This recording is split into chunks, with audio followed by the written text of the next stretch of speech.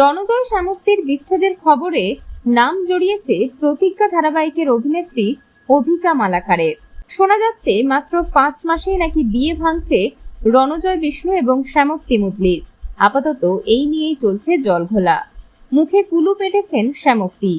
যদিও বিচ্ছেদের গুঞ্জন থামাতে এবং নিজের অবস্থান স্পষ্ট করতে একটি ভিডিও বানিয়েছেন রণজয়।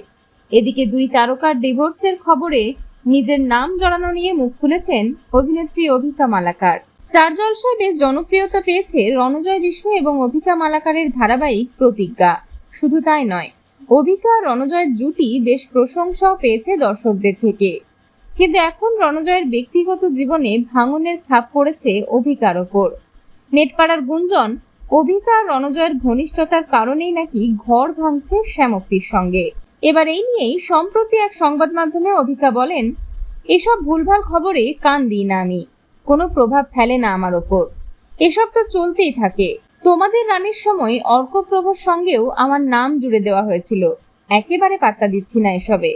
কার জীবনে কি হচ্ছে তা জানার কোনো ইচ্ছেও নেই আমার। এছাড়া রণজয়কে খুব ভালো কো অ্যাক্টর এবং ভালো বন্ধু হিসেবে বর্ণনা করেছেন অভিনেত্রী অভিকা মালাকার। বিনোদন জগতের আরো অন্যান্য খবর নিয়ে ফিরছি, জুড়ে থাকুন আমাদের সঙ্গে।